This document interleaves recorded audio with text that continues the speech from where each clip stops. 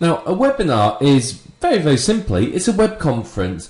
It's where a group of people get together on the internet through their browsers to listen to an expert deliver a training program. Now, the training program is a combination of video and audio. They can see a PowerPoint presentation or your computer screen or whatever you want them to see.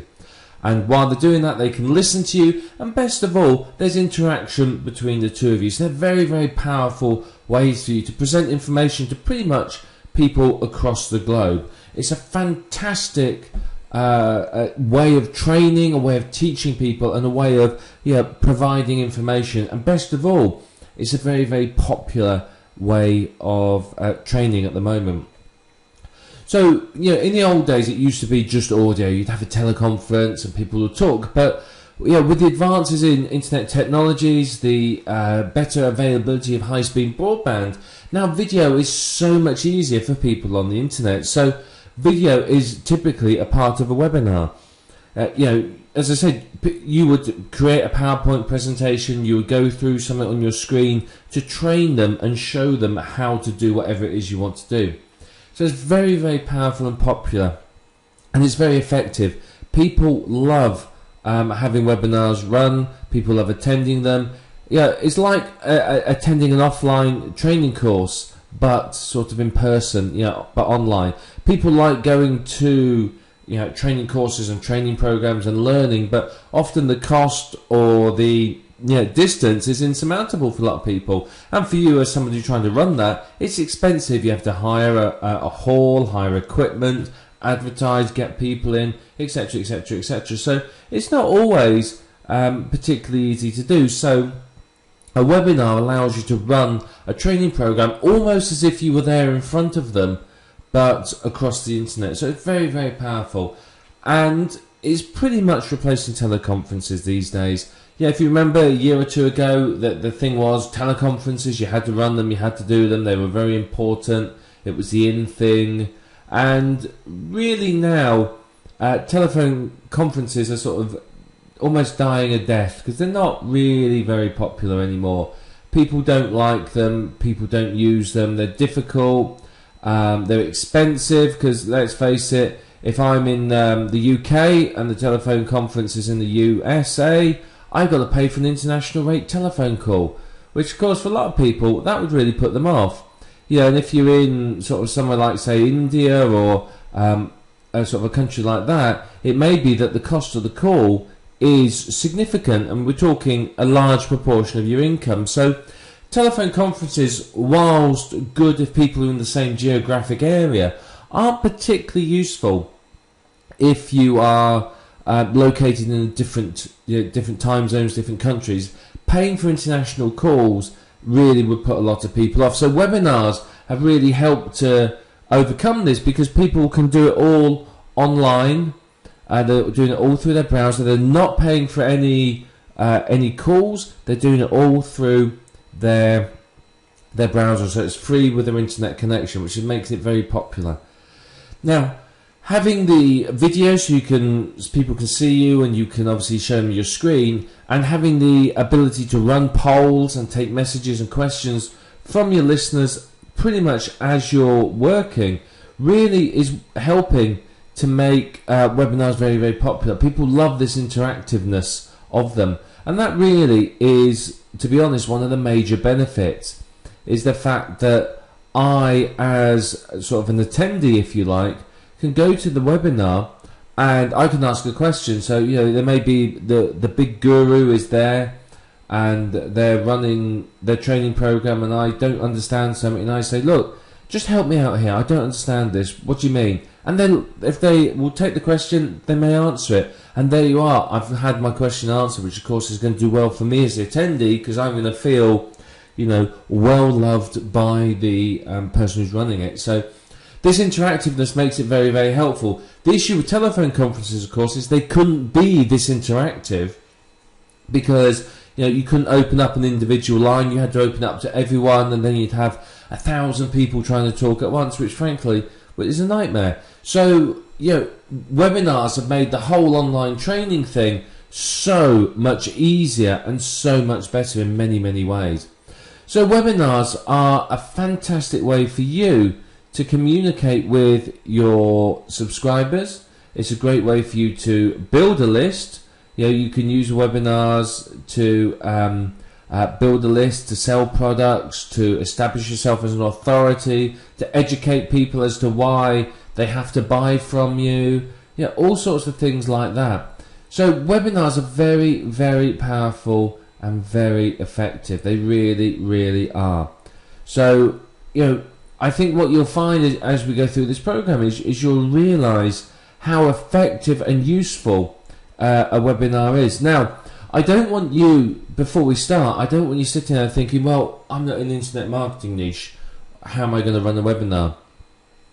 Doesn't matter what niche you're in. You can be in any niche at all and webinars will work. I might run a 6-week webinar on confidence, for example. I might run a webinar on how to cook. How to make the perfect cake, or the best roast potatoes, or something like that. There's endless possibilities. So please don't sit there throughout this program thinking, how can I do this in internet marketing? Internet marketing is just one of many, many niches. And there's many other niches that you could be applying this to that frankly you'll find a lot more profitable and a lot easier to get involved in.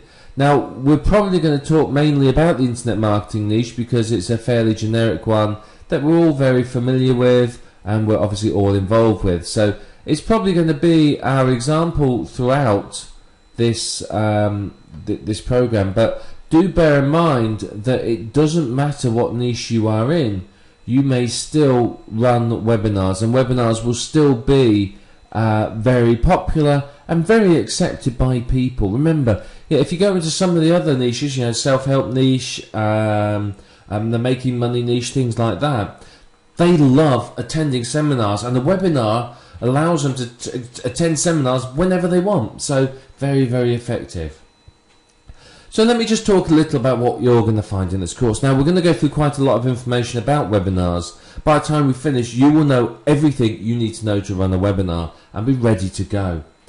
We're going to talk about the webinar companies. There's lots of companies that will host your webinar for you, but which one do you want to use? What's the different features? What's the options available to you? So we want to discuss that as well so that you have a good understanding of what to look for in a webinar company.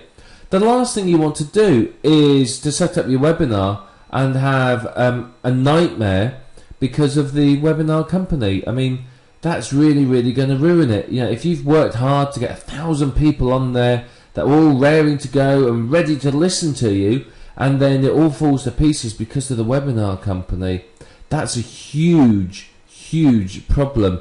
And worst of all, because of the terms of service of the webinar company, there's probably no legal recourse for you, so you couldn't go off and sue them or anything like that because they'll say, well, we don't guarantee a service or something like that. So their terms of service, which you accept when you sign up, will probably protect them from that. So it's up to you to ensure that you choose the right webinar company because it will make a big, big difference. And I'm actually going to show you two of the most popular and most well-known webinar companies. They vary a little in price, but I wanted you to see both ends of the market. I want you to see what is available. So we're going to look at two very popular webinar companies. Now, one of the things that people fall down on is how do they structure their presentation? How do you deliver a webinar in such a way that it's useful to people? A lot of people aren't used to talking to audiences, and running a webinar is effectively talking to an audience.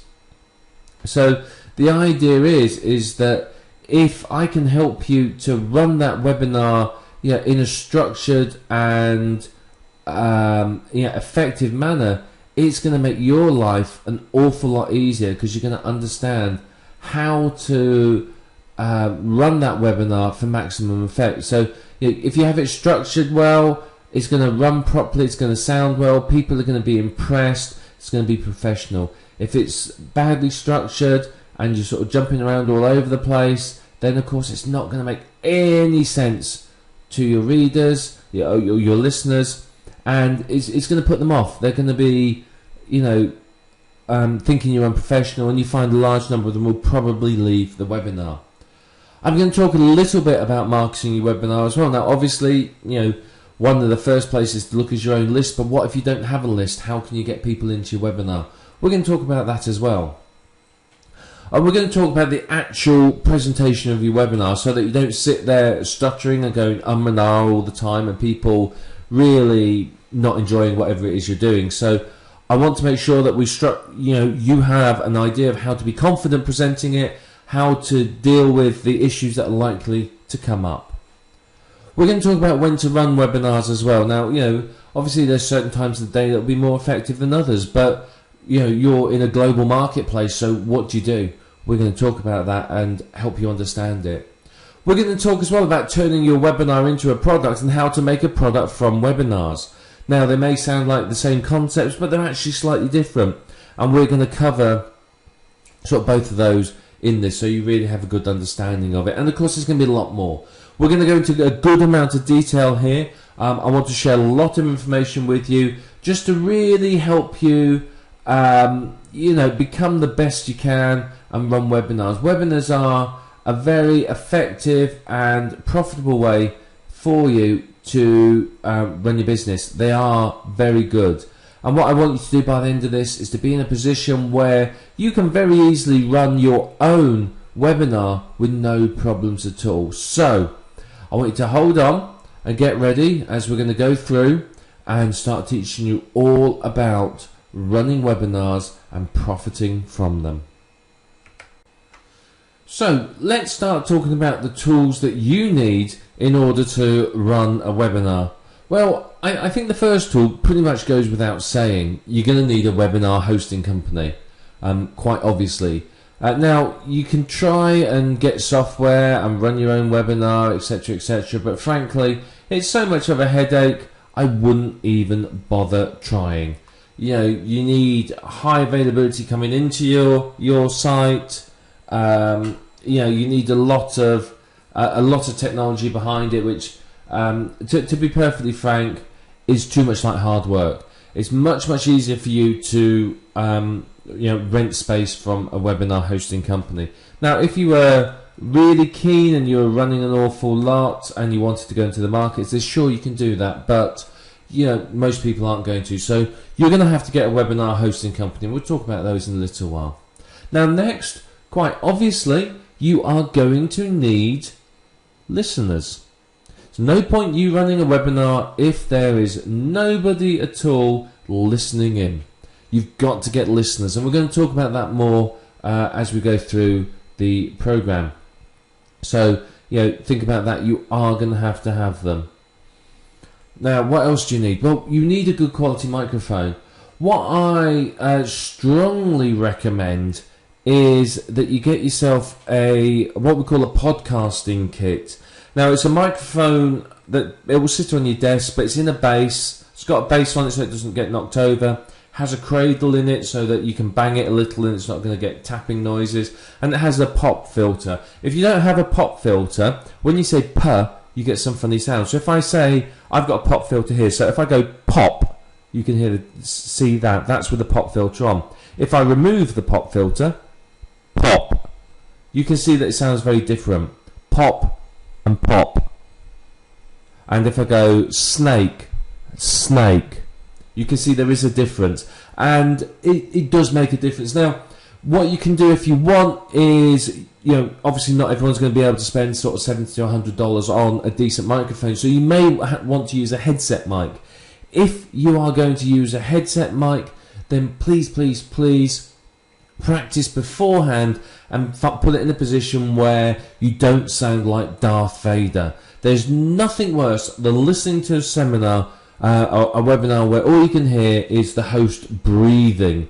It's terrible. It really is. It's so off-putting. So you've got to position the microphone right to make sure that when people are listening to it, it's easy for them to listen to it. You don't want them to be sitting there thinking, oh, God, I can't quite make out what he's talking about. I can't hear it properly. So get a good quality microphone. The pop filter, as I said, I feel it's very important. It does improve the quality of the sound. It takes away some of the sort of harshness of the voice, particularly sort of P's, S's and other sounds like that. Now, when it comes to positioning the head mic, if you're going to use one, then you sort of want it sort of almost parallel with your nose, basically. I know that may sound a bit counterintuitive, but if you have it right in front of your mouth, you're going to get the panting sounds as you're breathing. You're going to get breathing when you're breathing through your nose. You're going to get all the P's and S's sort of overpronounced, if you like. So position it sort of opposite your nose and listen to it a few times. Record yourself. You've got Windows Media Recorder if you haven't got anything else. Just record yourself speaking, test the position, because when you're delivering this webinar, it's got to be right first time. You cannot sort of say to people halfway through the webinar, hang on a minute, I need to spend some time repositioning my microphone, because people are going to go, all right, bye, and leave. So, you want it from the moment they come in there to sound really, really good, because that is going to help significantly. And of course, what else you need? A reliable high-speed internet connection. Now, you are going to be broadcasting your screen or a PowerPoint presentation in your voice across the internet. So if your internet speed is, your internet drops out every 2 minutes and is highly unreliable, you're going to struggle to run a webinar. So you need to have a high-speed, reliable internet connection you can rely on. Now, a lot of people, I mean, mine does this, in an evening, it slows down like nobody's business as all the neighbourhood kids come home from school and pile onto the internet to go to YouTube and download illegal MP3s. But, if I ran one in an evening, it'd be a nightmare. But if you run one at the right time of day and you have a good quality internet connection, it'll make a difference. You may want to run a few speed tests at the times that you're planning on running your webinars, just to make sure that they run okay. And of course, I think this is perhaps one of the most important things, and we're going to talk about this in depth in a little while. You've got to have a plan. Without a plan, what are you talking about? You have to know exactly what you're covering, and you have to know the order it's been running, and your listeners need to know what you're going to talk about as well. They need to understand what you are offering them so that they can know that it's worth signing up for. If you haven't got a plan, how do you know what you're going to talk about to them? How are they going to sit there and go, oh, well, yeah, this sounds really good, if you've just sort of been very vague and sort of said, well, we're going to cover something about this, and maybe we'll do a bit on that, and possibly some other stuff, That's not going to get people signing up. You need definite, defined outcomes from your webinar of exactly what you are going to cover. Now, obviously, don't give away the farm, but tell them enough that they go, oh, yeah, that webinar, I've got to come on to it. It sounds really interesting. And that's going to help you significantly. So, we touched on this just now very briefly, but let's talk about it more in depth now. Let's talk about scheduling your webinar. What time of day do you run it? Well, firstly, it depends on when your target market is. If my target market is people who work nights, then running my webinar at night would be a huge mistake. If my target market is people who work during the day, and I schedule my webinar for, middle of the day, they're not going to attend. People who are at work typically cannot attend a webinar. So you have to think about when the best time of day is to run this webinar. So it depends upon where your target market lives. Now, obviously, if they're in a different time zone to you, you don't want to run it at a time that's convenient to you. If I say, well, I want to run my webinar at 9 o'clock in the morning, but my target market's in, say, the United States, well, 9 o'clock in the morning to me is anywhere between sort of 2 a.m. and 5 a.m. depending on where they are in the USA. Of course, they're not going to stay up to that time of day, are they? So you have to take into consideration where your target market is. For a global market, you may want to run multiple webinars. You may want to run some that are in the evening USA time, some are in the evening sort of Europe time, some that are in the evening Asia time. Yeah, I know, it's not going to be massively convenient for you, because you're going to be running a webinar at, sooner or later, one of the webinars will be in the middle of your night. But if you're committed and you really want to give the best to your listeners and you want to get the most from the webinars, then you'll manage, you'll do it. It's only occasionally that you're going to do something like this. So you have to be flexible and sort of give to your listeners like that, because you can't expect your 1,000 potential listeners in India to all sit up till 4 in the morning just to listen to your webinar. Some of them may, but the majority will not. So you do need to be, shall we say, flexible in when you're going to run your webinars. In most cases, evenings is usually a good time. Somewhere between sort of 7 or 8 p.m. is usually good, because, you know, most people are home from work by sort of, say, 8 p.m. They've had their dinner, they've eaten, they're ready to sit down, and they're ready to do something like this. If they've got children by 8 p.m, yeah, if they're putting kids to bed themselves, it's usually little kids by 8 p.m, they're usually in bed. So parents are typically free. And what you'll find is, you know, that's a good time of day. Now, if you were to say, well, I'm going to run my webinar at, say, 5 p.m, a lot of people are going to be either at work, commuting, feeding their family, or something like that. But it does depend upon what your target market is doing, where they are, and so on. But that's up to you to have that level of understanding of them.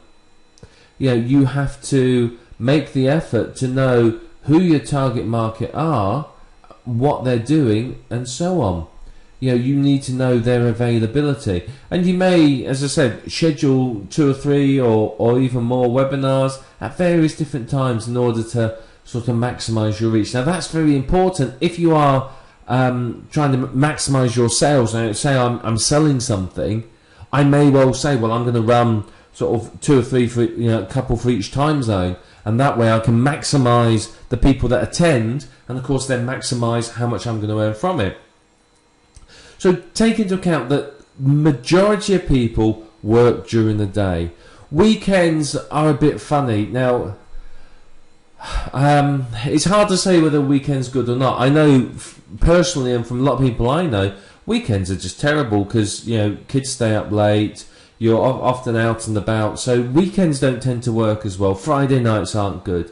Typically Mondays to Thursdays are good days to schedule your webinar. But, you know, as I said, you have to be prepared to run the webinar at sort of slightly peculiar times. You know, as I said, if I'm in the UK and I want to run a webinar for my USA listeners, and I want it to be at 8 p.m, you know, or say 7 p.m. Eastern time, that works out as 7, what's that, as midnight my time. So, you know, I'd have to sit up from, say, if it's 2 hours, from midnight to 2 a.m. But, you know, you don't mind doing that because it's your business, and, you know, hopefully you get a lot of people listening and make a good amount of sales from it. So, you know, you are going to have to be prepared to do these slightly peculiar hours with running webinars. It's just the way it goes. Now, one thing you can do is to offer a replay service. This is quite a good idea, because again, what happens if I can't attend it? You know, you might have scheduled your webinar for Wednesday night, and I'm really interested in attending, but unfortunately Wednesday nights, well, that's the night that I go I go to Aikido, so I'm out all evening, so I can't attend, and I'm probably not going to want to miss my, you know, weekly scheduled event for a webinar. So, you know, offering a replay service is going to ensure that you get the most listeners, because people will come back on for, you know, 2 or 3 days afterwards and listen in, and people who couldn't make it for other reasons is going to come and listen in. So a replay service is going to help you maximize your listeners and obviously maximize your profit.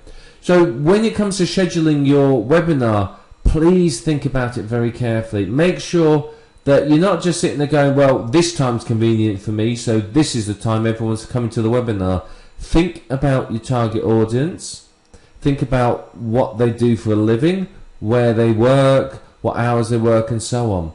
You know, you have to do something that is convenient for them all. And if you offer the replay service and you sort of maximize your exposure, if you like, then you're obviously going to do a lot better with your webinar. So before we look at some webinar companies and see, you know, what they offer and what they look like, let's just spend 5 minutes and talk about what to look for in a webinar company. Now, obviously, there are a lot of webinar companies out there. There's many different providers, all with different features, different benefits, and so on and so forth. So the question is, well, which one do you choose? And that's part of the answer we're hoping to answer, part of the question we're hoping to answer in this video. So firstly, you've got to know your budget. How much money have you got to spend on running the webinar? Yeah, part of this will determine, which provider you go with, but if you have an idea of how much money you're looking at make, you're confident you can get, say, 1,000 listeners, and you feel that you can make sort of, say, $600 in sales, you don't mind spending sort of a few $100s on the webinar. So you have to understand what to expect to make from the webinar. If you're purely list building, but you know that you're going to make money off them sort of once they become on your list, you'll go, yeah, okay, I don't mind spending money. But if you're sitting there thinking, well, I'm not going to make any money from this at all, what's the point in spending too much money? So you've got to understand your budget. You need to know really what you're aiming to achieve from your webinar, and that's going to help you determine how much money you are going to spend on it all. So, get to grips with your budget first of all, know how much money you've got available to spend. So you need to know as well, do you want to have the session recorded?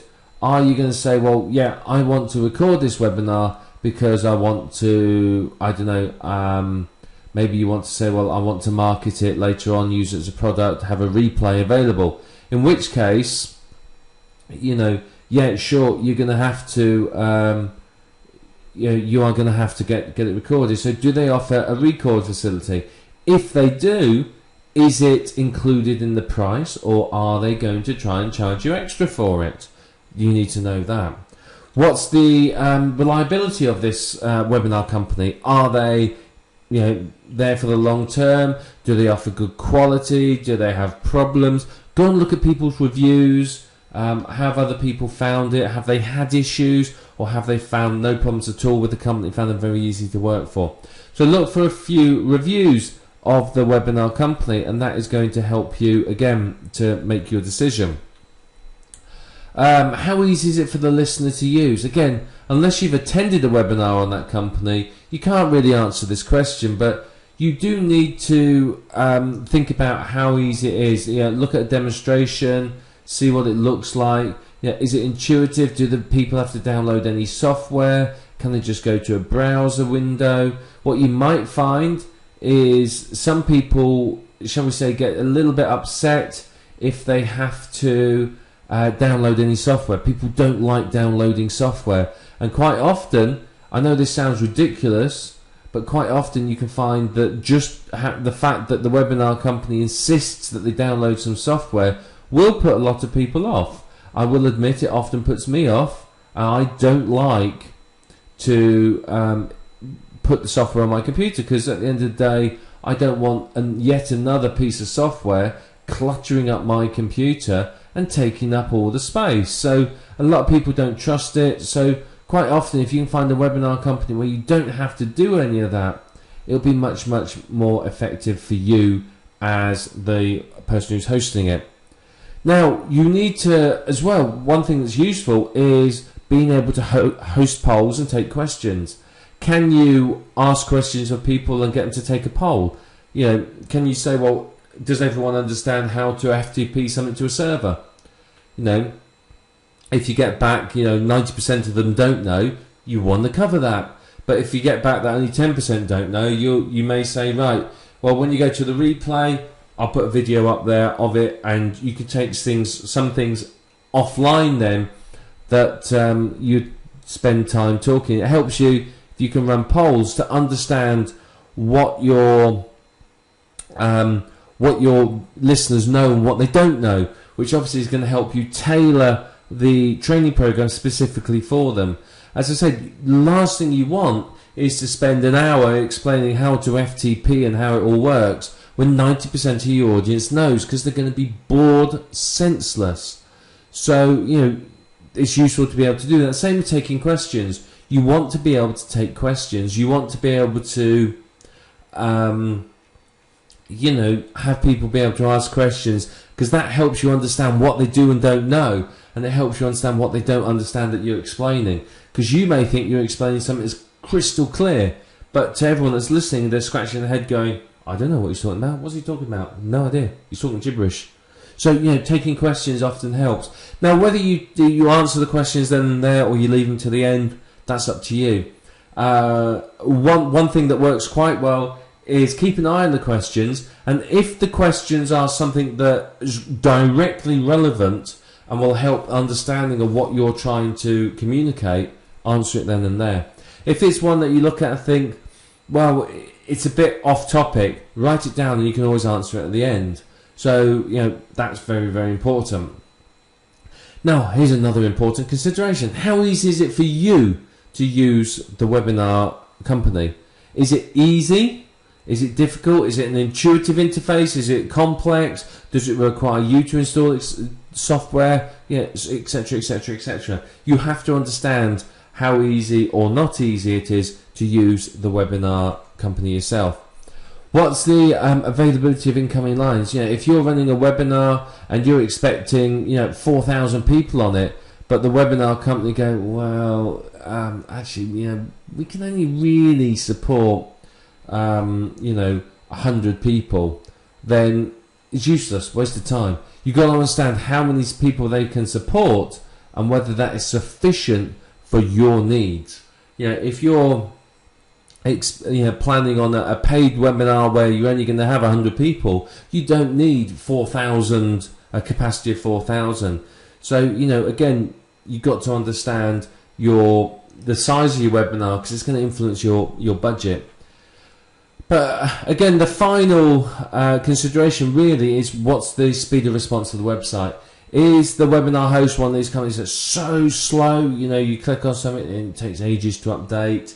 You know, again, you can get this from other people's experiences, look for reviews and comments and so on. But I think we're going to look at the webinar companies in a moment, but you have to consider all of these points when you're selecting your webinar company. You do not want to have any issues. This webinar has to be delivered really, really professionally in order for you to maximize your earnings. If you are going to struggle with your webinar and you find that you know, the webinar company is causing you problems, that's not going to help you to make any sales or make any profit from it. So, you know, please make sure that you consider these. Now, we are going to show you 2 webinar hosts. There are many, many more. Which one you choose is ultimately up to you. The 2 we're showing you here, I'm not recommending in any way, shape or form, because, you know, there's plenty out there. But what I am showing you is 2 that are very popular and commonly used by internet marketers. So I want you to be aware of them. So let's go over now and look at 2 of these webinar companies, just to show you around a little, show you sort of some of the pricing schemes and give you an idea of pretty much what to expect. Okay, we're going to talk now about this site. It's GoToMeeting. GoToMeeting.com is the company. They provide you the facility to run meetings, webinars and training online. The one we're interested here is the GoToWebinar feature. So one of the big benefits of this company is that they offer you a free 30-day trial, so you can have a go, you can use it and see what it's like. You can have webinars of up to 1,000 people, so that's very, very good. You can set up the webinars very easily, works on a Mac or a PC, and has integrated audio conferencing, so you can save everything as well. So this is fantastic. Let's have a look here at the plans and pricing, just so you can see what they offer for you. So you can see here, go to webinar. They give you a few different options here. If you want up to 100 people, it's $99 a month. Up to 500, it's $400 a month, and up to 1,000, it's $500 a month. You can try it free. So basically, yeah, if you're going to do a one-off, then create a free account and run the webinar. If we click on the try it free, you'll see you can run a webinar with up to 100 people. So that's not too bad at all. But it's a good start, really. Now, one of the benefits of GoToMeeting is it's very, very well known. If we look here at the features, you can see some of the features of this site. So for you as the person who's running it, you can schedule it using a form. So here's sort of the form.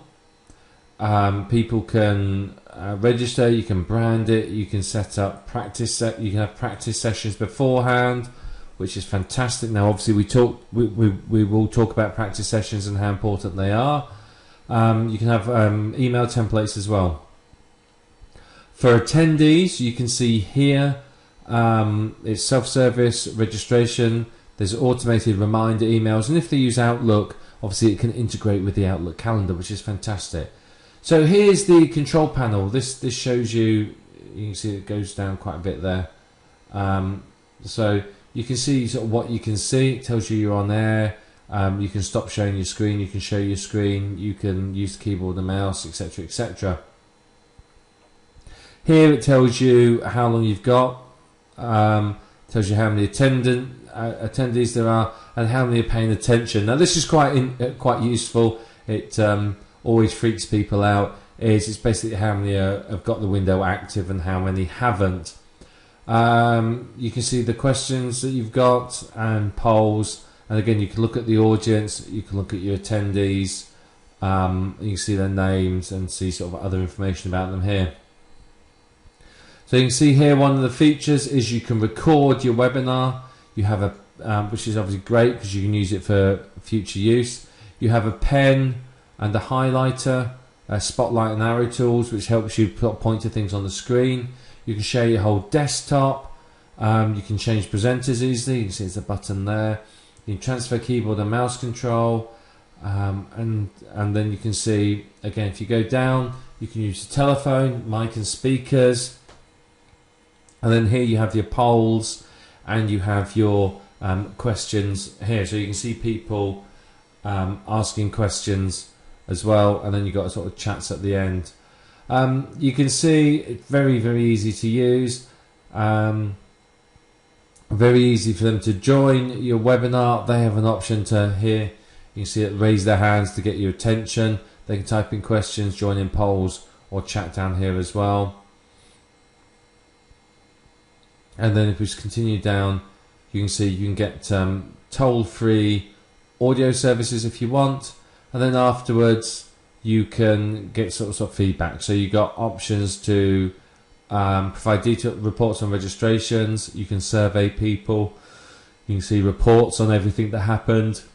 And again, you can see that there's sort of more options there for sort of multi users and organisations. So it's very, very good, really. I think it is. It's very useful. If we click on how it works, again we can sort of have another look at it. But I think it's very, very good feature, and GoToMeeting is one that people really like. It's very popular with internet marketers. You can see here what you do is you schedule your webinar, so you give them a time, date, description, title.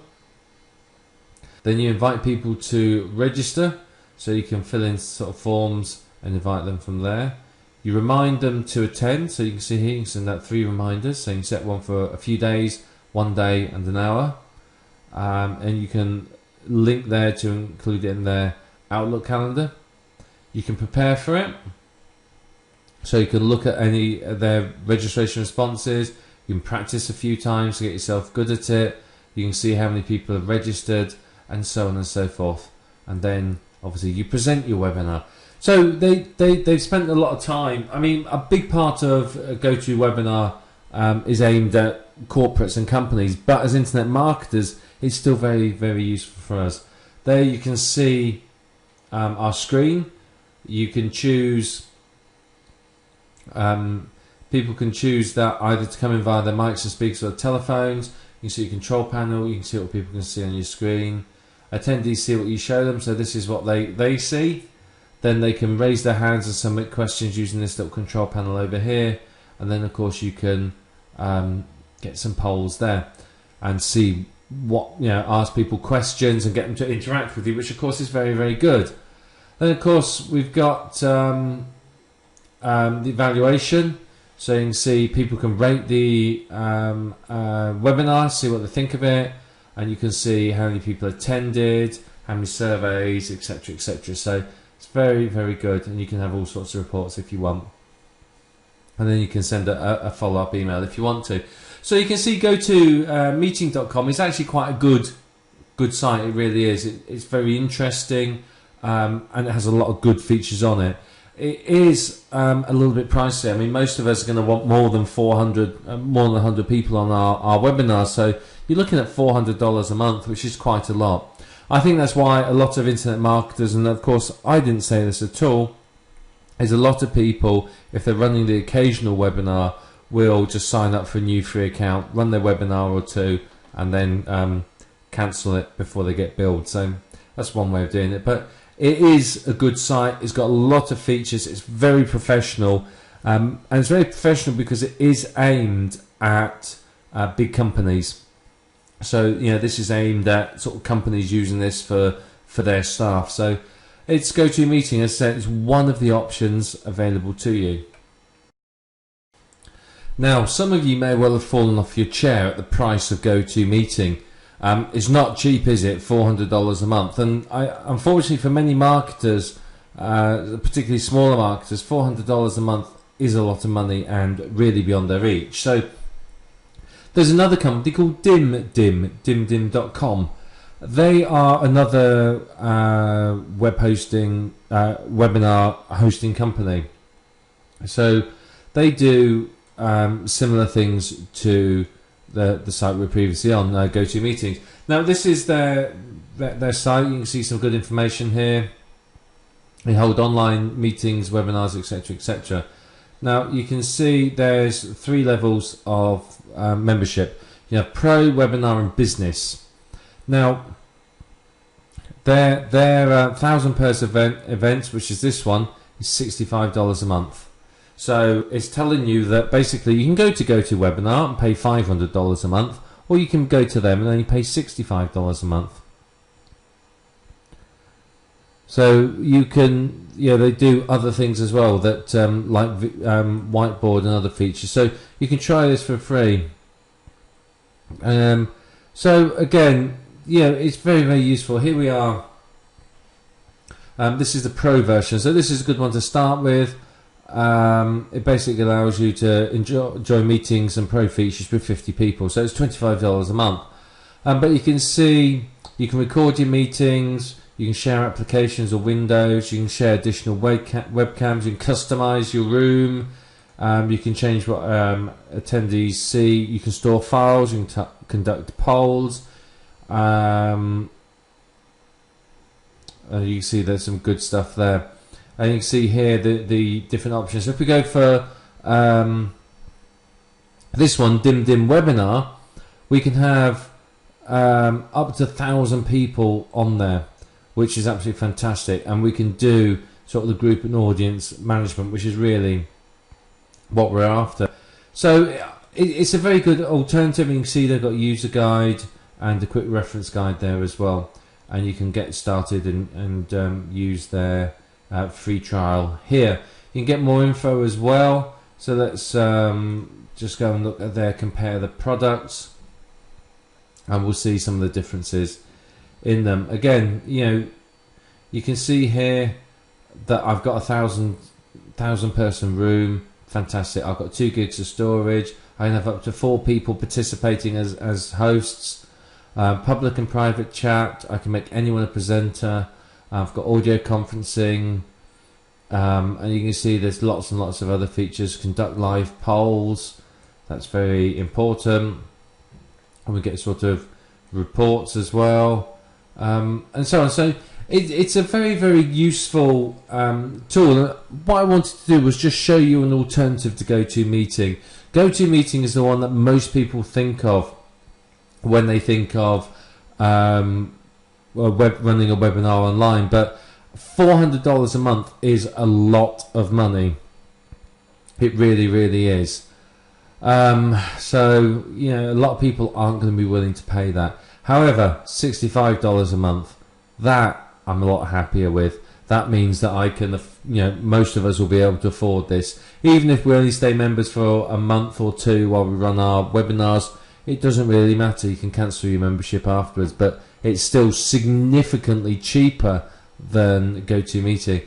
Has pretty much the same features, and they do video tours, and you can sign up for a free trial if you want, and just have a good look and see what it's all like. So this is dimdim.com. As I said, it's an alternative to GoToMeeting, and as I said, at the price, you're not going to grumble at the difference in price. You're saving $430 by using this site. So which one you choose is entirely up to you, but they do have the free version with some very basic features that basically will allow you to do sort of small 10 ones. So you could always do some 10 user ones if you wanted to, and then obviously move up to the larger ones. So up to you which one you choose to use. But these are just two of them. There are many more. If you search for webinar host or webinar company or webinar on Google, many more will come up. But these are just two of the more popular ones. And as I said,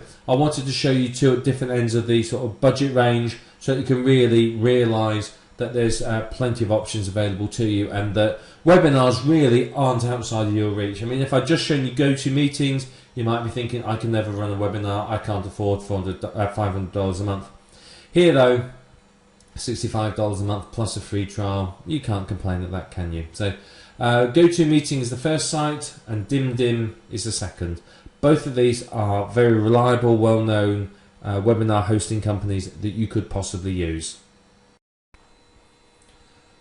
Now, when it comes to running your webinar, you have to have a good structure to it. You have to have a logical flow. If you do not have a structure and you're just sort of winging it, you're going to struggle. You're going to struggle to present the information in a way that is easy for your readers to understand. You have to make sure that you have the structure and you take them through from A to B to C to D and so on. If you don't, it's going to be difficult. And the last thing you want is for people to be sitting there scratching their head thinking, well, you missed something, I don't understand this. You want to take them through step by step. What I recommend is that you plan out your program and you print it out. Have it written out or printed out next to you, so that you can tick things off and work through it as you're running your webinar. You don't want to have it on your screen, because if they're looking at your screen, you don't want to have to be sort of switching windows so that people can see what's going on. What I do is, if I was running a webinar, I would list out the main sort of chapters, if you like, that I want to cover, and then sort of the main points within that, and just work my way through it. I could put it on a laptop next to my main computer, or have it printed out. It doesn't matter which, as long as it's there. Now, it's very important that you start and finish on time. People have set aside, the time that you've said for your webinar. So if you, don't start until, you say you're starting at 7:30, but it's 7:45. You're 15 minutes late. You're going to have annoyed a lot of people already. A lot of them are going to say, well, why we bother turning up? You can't even bother to be here. And typically, if you're not there dead on time or even early, people will leave, and you'll get a lot of people leaving. I've gone on to webinars and telephone conferences where you get there on time and it's just saying the conference isn't open yet. You wait 5 minutes. If it hasn't appeared, you go, you know what, not worth it, and you put the phone down and you go and do something else. So you have to start on time. Finishing on time is also quite important. This is why you need your structure. You need to know how long it's going to last, and this is why you can't really be distracted by questions as you're going through. People, if I'm running my webinar in the USA and I've got some gentleman in India listening in, he's hours ahead of me, so it's the middle of his night, so he might want to get a couple of hours sleep before the morning. So by me waffling on a lot longer, I'm irritating people again. So what I tend to do is say, right, well, I'm running my webinar from 7:30 to 9:30. At 9:30, I will take questions, and I will do an hour of questions. And that way people have the option that, well, 9:30 comes, they go, well, you know what, my TV show's on, or well, I'd really like to get to bed now. And they can go off, and they know that they've not missed the meat of the webinar. All they've done is missed a little discussion, the questions. So they're not going to be too upset by that, if you know what I mean, but they will be if they miss the actual meet. So making sure you start and finish on time is common courtesy. So how do you start? Well, you can make sure that everyone can hear you. One way to do this is to just sort of ask people to put a yes into the box if they can hear you. In the question box, and just get lots of yeses from people. You may want to start talking about yourself, introduce yourself, maybe say hello to people and how are you, where is everybody today, and just read out some names and locations, because again it's going to make people feel special and like you're talking to them as individuals. So you get people to type their name and location into the question box, and again you say, there's Jack in Colorado, Johan in Germany, or whatever. You read a few out, and it's going to just sort of help break the ice and relax people and make them feel that little bit special. You want to introduce you. Who are you? Why are you there? Why are you speaking to them as an authority? What qualifies you to be an authority in this structure? If you are interviewing somebody, you may well introduce them and their qualifications and spend more time on them than yourself, because you can assume that they know a little bit about you. So spend 2 minutes just talking about the rules of the webinar. Tell them where the toilets are and the fire exits, that sort of thing. How are you going to handle questions? What's the duration going to be, and so on and so forth. So just set out the rules. Doesn't have to take a long time. Only need a couple of minutes on that, really.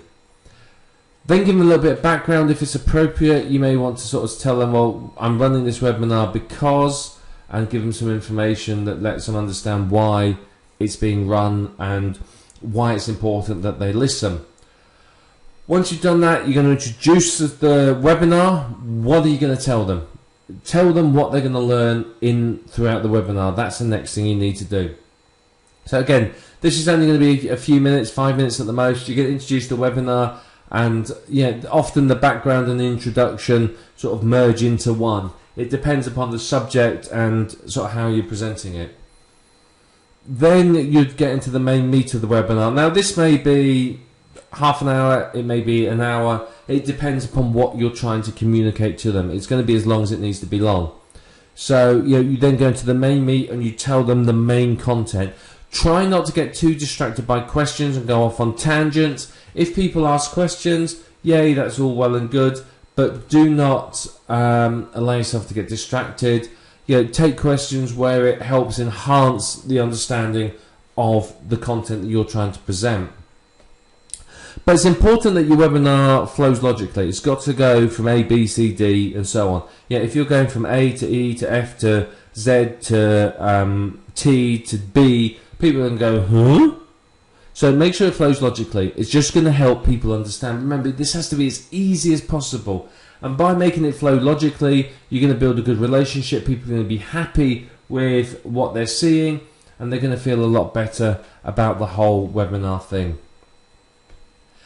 Now, unless your webinar is going to teach them from the ground up, you do have to assume a basic level of knowledge. You've got to assume that they know something. If I'm giving a presentation about how to create a niche blog site, for example, I may well assume that they know how to FTP. I'm not going to sit there and explain that in depth. I may assume that they know how to register a domain name. If you find you get a lot of questions from people saying, but I don't know how to do that, how do you do this? And it's not sort of part of the main content. What you can do is two things. You can either, if it's a large number of people, stop and cover it, or if it's a smaller percentage, you can say, well, look, it's not really in the scope of what we're doing, but if you go to, I'll send an email out to everyone later on with the replay of this. Go to the replay page and you'll find videos that train people to do that. And either record the videos yourself or use other videos that you have in your sort of collection, so that you don't want to distract people. There's nothing worse than being on a training program. I've been on these training programs.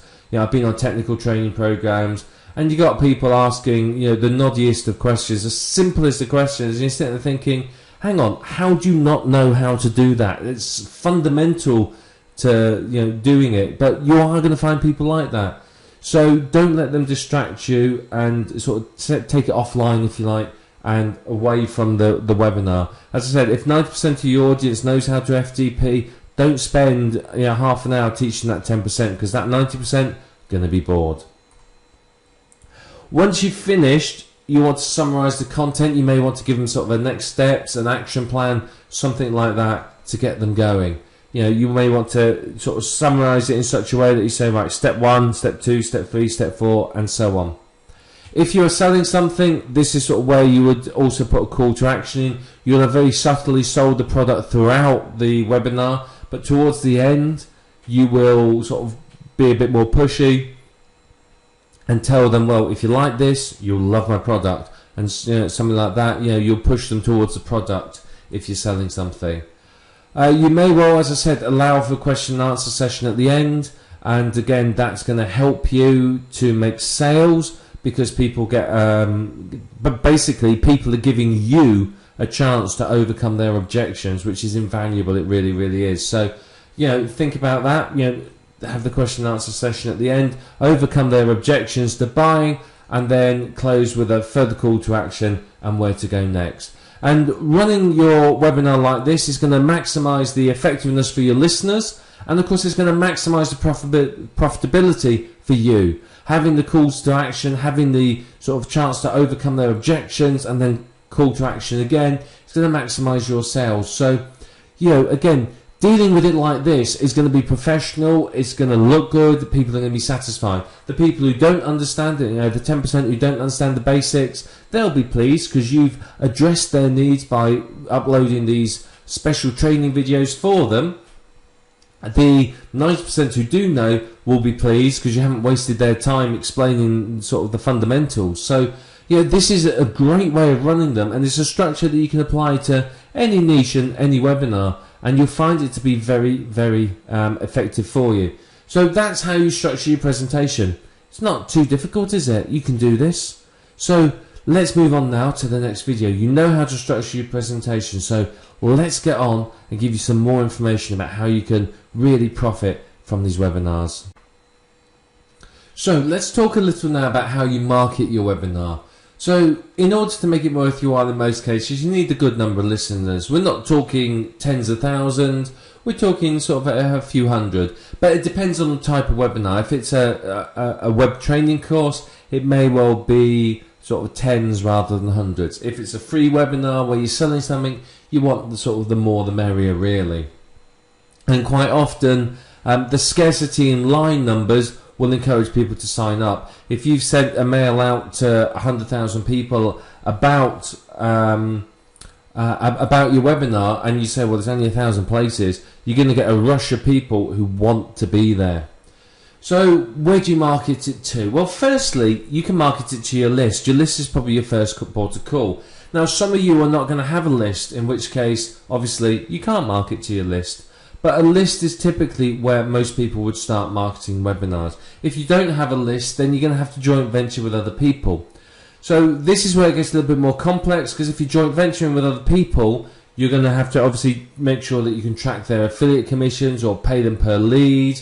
Or, for example, if I was running a JV to promote a product launch and I got the product owner on there, I'd get him or her to mail it to their list. So you're going to have to find a way to joint venture with other people, really, to get it out there.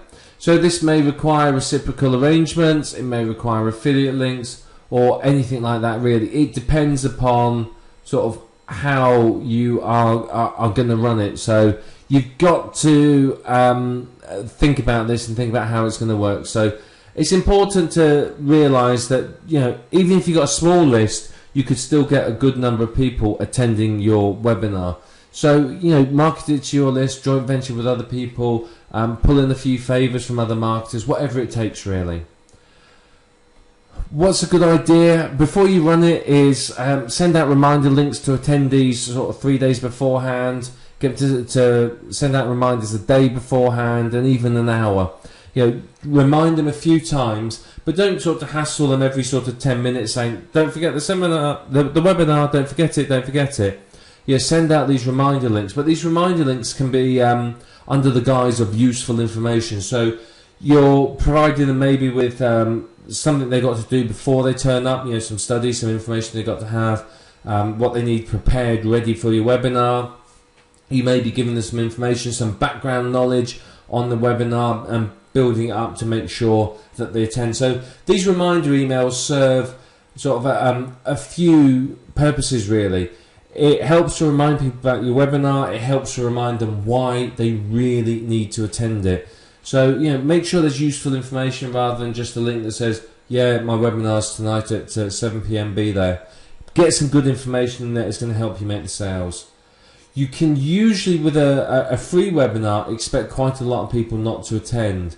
A lot of people, and we've probably all done it, is we see a webinar and we think, oh yeah, I really want to go to that. You sign it up, you forget about it, or you think, oh, I can't be bothered, or whatever it might be. So this is why you have to send out these reminder emails, because the reminder emails are motivating them to attend. A good set of reminder emails is going to get your attendance up. Now, if you have the budget, you could use pay-per-click and other paid advertising methods, Facebook or whatever it might be, to market your webinar. It really is up to you whether you do this or not. It's not necessary, but as I said, if you've got the money and you know you're going to get a return on investment, may well be worth pursuing. So let's talk about free webinars now. Free webinars are really, really good if you're building a list, or you want to establish your authority in the niche, or you are already an authority in the niche. Free webinars are great ways of building that authority up, because people will come along and listen thinking, who's this person? You then have a chance to present to them and show them that you are an authority, which of course is going to help you to make sales. So free webinars are very, very good. Now, if you are joint venturing with other people, or you've managed to get some promotions, free webinars can be used to build your list. Free webinars will have a higher attendance ratio. You'll have much more people wanting to attend simply because it's free, but conversely, a lot of people will not turn up because they think it's free, they haven't paid for it, so they think, oh, I can't be bothered, or I can't be, my TV show's on. A fair few of them are going to be tire kickers. You have to accept that, but don't worry about it, because you can give a good presentation, run it well, and it won't matter. People will still, buy at the end and subscribe to your list or whatever it might be. The important thing is to get them on the call, so you have a chance to persuade them. And of course, this can help you in future promotions. If you presented a good webinar, and then people are going to be more interested in the future to attend others, to spend money with you, and so on and so forth. Free webinars are a really, really good way for you to enhance your list relationships as well. You can run a webinar to your list just for free, just to give some information, and it's going to help you. Because of course your lists are going to go, oh wow, yeah, this is great, this is fantastic. And it's going to build a relationship, because they're building in their heads a relationship with you. They're hearing your voice, they're getting to talk to you through questions and answers, and it's going to help you really, make the most of it. So a good use of free webinars is to promote products or product launches.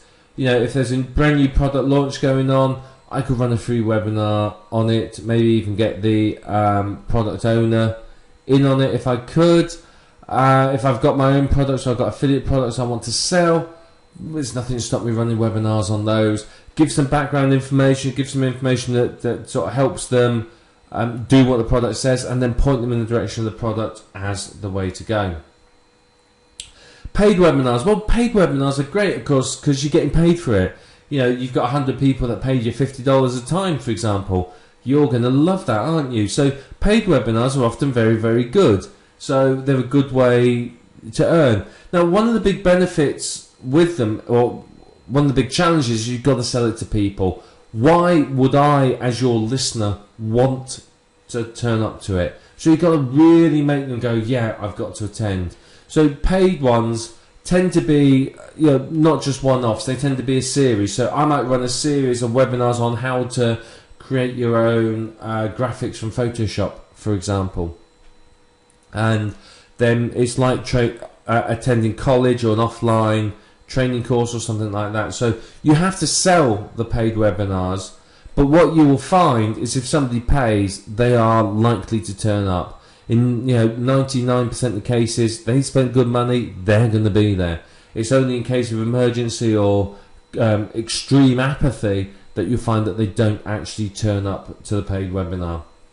Now, with a paid webinar, it's always worth adding some bonuses to it. Encourage them to come in, add some advertised and unadvertised bonuses so that people turn up and you say, well, actually, I've arranged for you to have this, this, and this as well. And they're going to go, wow, yeah, great. And they're going to be really, in the mood and excited. Give something away, run a little competition on your webinar, something like that. All that is going to help get people interested.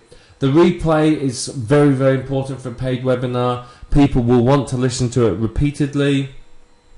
They may have listened to it the once and say, well, yeah, I've got most of it, but I want to listen to it again to really make sure I get it. Always over-deliver on paid webinars as well, just like with the product. Don't make it too salesy. If you're promoting other stuff as well, don't be salesy about it. Just casually mention it. People are paid to be there. They don't want to be sold to just because they paid money. They're going to get annoyed. So don't make it very salesy. Focus. As it's paid, then obviously you can recruit joint venture partners and affiliates and get them to promote your webinar and so increase the number of attendees. So that's a great way. Obviously they'll get a percentage of the webinar fees, but you would make that up from adding people to your list and so on. And of course, one of the important things if it's a paid webinar is have a back end lined up. If they've paid $100 for sort of a 9-week training course on Photoshop, have a back end. It may be advanced training courses, more webinars, it may be some other related products or consulting or whatever it might be. But get the back end sorted, because then you can further increase how much you're going to earn from your webinar attendees. So, these are the things you have to consider with your webinars. Is it going to be free or paid? And once you've decided that, get marketing it. Once you've got it marketed, you're going to have people ready to go, so it's time to start presenting it and to really blow their socks off with how good you are and how professional you are. And remember, how many sales you make from a webinar will be directly affected by how professional and informative your webinar has been.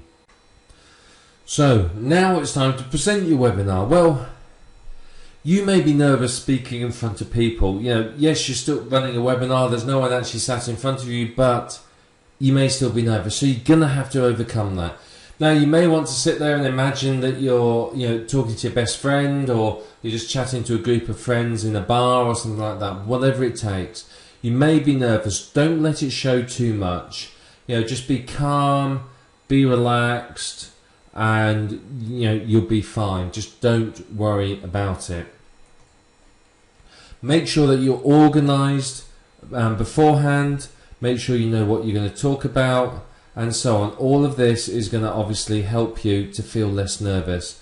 If you've got your structure, you know what you're going to talk about, it's all organized in front of you and ready to go, then obviously that's going to be a lot easier for you, because you're not then going to be worrying throughout your webinar of, oh dear, where's my notes, what am I covering next? So get yourself organised, maybe even rehearse it a couple of times beforehand. One thing that I can recommend is get there sort of 5-10 minutes early, when the doors open basically, and spend the time meeting and greeting basically. Chat to people, talk to them, take a few questions, but obviously ones that aren't related to the content of the program. But sort of use it as an opportunity to sort of start building a relationship with the people on there, breaking the ice a little, if you know what I mean. Just making it a little bit easier for them to get to know you and understand. Now, I personally would recommend rehearsing the webinar a few times beforehand. Yeah, you may feel like a bit of an idiot sitting there talking to yourself, but it's gonna do you an awful lot of good, particularly if you're nervous presenting your webinar. If you're nervous, the rehearsals will make a huge difference. It really, really will. So I strongly recommend that you rehearse this. The rehearsals are basically going to help you to just get over your nerves. It's going to help you to be more confident presenting it and make sure that the structure flows. Now, you may have a good structure on your computer, you know, written down, you may have a structure and think, yeah, that sounds really great. But then when it actually comes to running it and listening to it, you may go, well, actually, it doesn't make sense when I go through because I missed something. So, you know, rehearse it a few times to get the practice in, because then when you deliver it, it's going to feel very natural, it's going to feel very easy, and you're not going to struggle with it at all.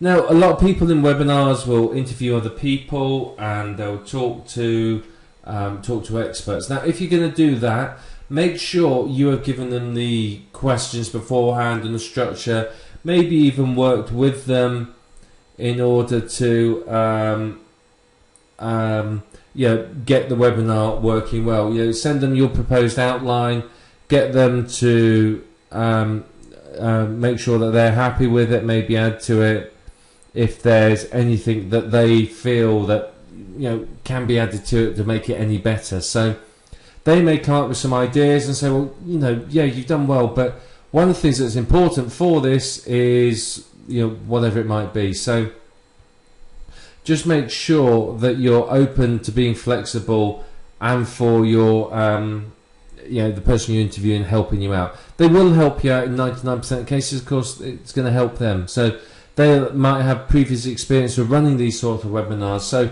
just use them, you know, as you can, but make sure they know what you're going to cover. Last thing you want is for an expert to turn up and sit and you go, right, we're going to cover this. Then they go, right, okay, no, I'm not prepared for that. They need time to prepare and get themselves ready beforehand just as much as you do.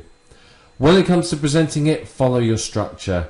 Don't be tempted to deviate. You know, if you've rehearsed it, you've practiced it, you've thought about it, you've got the structure right, don't be tempted to deviate and go off on a tangent, because you're going to end up winding people up. It's going to confuse someone if you're interviewing them, you know, and so on.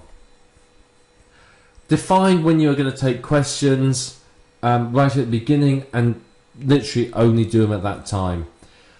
I found that it's usually best to leave questions and answers right to the end. It just avoids distractions. The last thing you want is to be stopping, you know, every few minutes. You're delivering good content and every few minutes you're stopping to answer some question. Now, if you see a question come up that's directly related to the content and will help in the greater understanding of it, by all means, answer it then and there. But, you know, if I'm busy talking about my niche blogs and how to set them up, and someone's asking questions about FTP or some such thing, you don't want to worry too much about that. So think about when you're going to ask questions, but don't let it distract you or your listeners from your webinar content. People have come to hear this content, and if they find you sort of dancing around and getting distracted and talking about all sorts of other things, they're going to get a bit annoyed and fed up, to be really truthful with you. When it comes to presenting it, don't sort of slouch down. Sit or stand straight and be relaxed. The reason being, when you sit and stand straight, your voice projects a lot better and you're going to be more confident. You know, if you're slouching down and you're scrunched up at a funny angle, it's not going to help. It's going to sound a bit peculiar. People aren't going to really know quite what you're talking about. So, you know, sit up straight, stand up straight, whatever it might be, and it's going to help you both with your confidence and ensuring that your voice is the best quality possible. If there are any technical problems, and one day it's going to happen, don't panic. Quite simple. Stay calm. Just tell people just to wait one moment while you contact technical support, or if you know your power goes out or your computer reboots or something like that. You know, when you go back in, just sort of apologise and say, I'm very sorry, the power went out, you know, I don't quite know why, but I'm back now. If it happens again and I disappear, don't panic, I'll be back as soon as I can.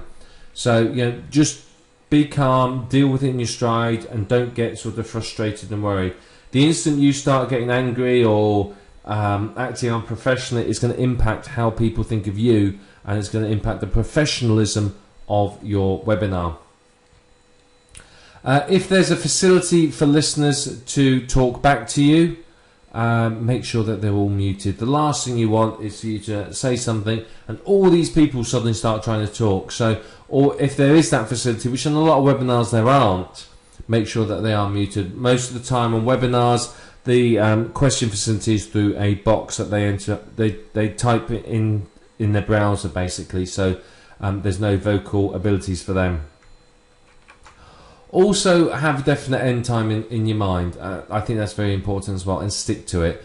Don't overrun too much. If you overrun by 5-10 minutes on the actual meet, not really a problem. As I said, one of the things I feel works very well is to do the presentation and then have your questions and answers, and that way the people who want to hear the meet, they've heard it, and then they can go if they want to, or they can stay to the questions and answers. And that way the questions and answers haven't sort of become mandatory for everyone to attend. So that works very, very well, I've found. So, you know, when it comes to presenting it, don't get stressed about it. Relax and have fun. It's not stressful.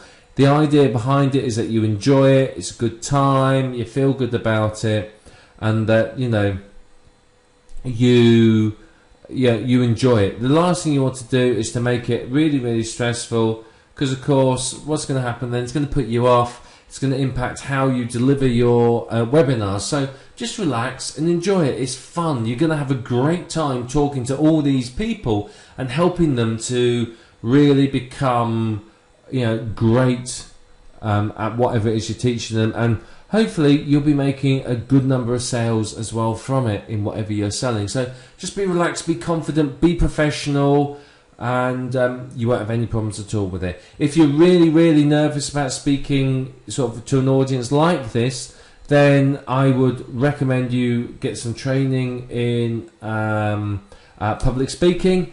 Maybe go to somewhere like Toastmasters International, something like that. They are very inexpensive, but they are a fantastic way to learn public speaking so that you're confident in talking in front of an audience and delivering a webinar. There's groups of it in most areas. There'll be one hopefully within a commutable distance from you. So present your webinar, present it professionally, and you'll do fantastically. You're gonna have a good time with it. You really, really are. Webinars are a lot of fun and people get a lot from them. So let's move on now, and we're going to start talking about our next topic. So let's now talk about the content for your webinar. I think this is very, very important. What content are you going to put in there? How are you going to balance sort of sales and marketing versus delivering content? Well, whatever your content is, it has to pull people in. They need to know that the content you're giving them is valuable. So you are going to have to give away valuable information in your webinar. It's going to have to be something that they want to hear. So basically, it needs to be informative and educational. It needs to be something that's going to educate them in a niche, not just in why they need to buy from you, why you're an authority, but give them some valuable information in that particular niche. And what you wanted to do is answer the questions, i.e., what problems have they got? You want to start providing solutions to their problems, and that's what's going to get them on board. If they think that your seminar, your webinar is going to give them some great information to help them, I don't know, say become a better dog trainer, for example, then they are likely to turn up. They're going to want to come along because they're going to want to know even more what's going on. They're going to want to really get to grips with it. So make sure your content is educational, make sure that it's informative, make sure that it solves their problems and really excites them so that they think, yeah, I've really got to turn up, and make sure you deliver it, more importantly. Don't give away everything. I think this is quite important. A lot of people, when it comes to running sort of webinars like this, are tempted to sort of give away the barn, if you like. Yeah, they give away everything. Whereas, yes, you've got to give away some information, but if you're selling an info product and that's the whole purpose of the webinar, don't give them away everything that's in the webinar, because how's that going to work? It's not. Give them some of the information, a good amount of the information to sort of whet their appetite and answer some of their questions and problems, but not everything. Everything will be in the product that you are selling to them. If you give away too much, you've then got nothing to sell. You're not going to make any profits at all.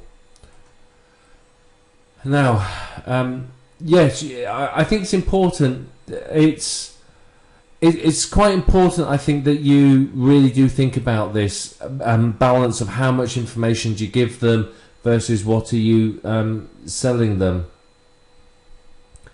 It's a difficult balance to get, I think, in many cases, but once you've got it, you're made, really. It's important to spend some time and think about that balance. If you give them sort of this much information, would they still want your product? That's the sort of question you have to answer. So you are trying to educate them, give them information, but you are also trying to make sure that they buy. You know, you've obviously got to put food on the table and pay electricity and so on. So, you know, you've got to earn from it. And getting this balance, I think, is where a lot of people fall over and a lot of people struggle. So sit and think about it. Remember, ask yourself the question, if I teach them all this, will they still want my product? Does that mean you've got to turn your product more into an advanced training course? I don't know, maybe you do. But one thing you can do with the content is understand your target market. What do they want to learn? What do they want to listen to? You know, survey them. Send out an email to your list advertising the webinar and get their input. Say to them, right, what do you want to hear in this? If you're interviewing a guru or an expert in a niche, say to them, what questions do you want me to ask this person? They will feed back. It encourages interaction. And of course, it's going to encourage them then to be a part of this whole webinar thing with you, because of course they've got a vested interest then, because they have, you know, contacted you and sort of given you some input for it. But I think it's important, and I do think this is where people fall down. You have to understand your target market and what they want. Yeah, if I'm delivering the content on something about making money, and my target market doesn't want to know that, they want to know how to build a business or build relationships with a list, it's not going to help. You have to understand what are the wants and needs of the people that are going to be listening, and you do have to really, really work on getting that right. It's very, very important. If you can understand that and make it so that it's interesting to them, you'll get people to come up. Now you've got to give them it in sort of bite-sized chunks, if you like. It's got to be easy to understand. Don't try and explain sort of everything and make it complex. Make it simple and easy to understand. My sort of philosophy is, if a 10-year-old can understand it, it's suitable for everyone. Unless I'm doing something that's specifically technical or aimed at a very, very specific market, I will keep everything very, very simple. Obviously, if I'm presenting something to sort of mathematics professors, I may not need to dumb it down quite as much. I don't want to make it too simple for them.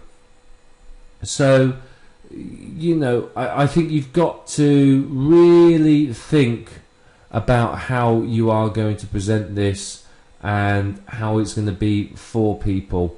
So make sure you present it in a way which your target market can understand.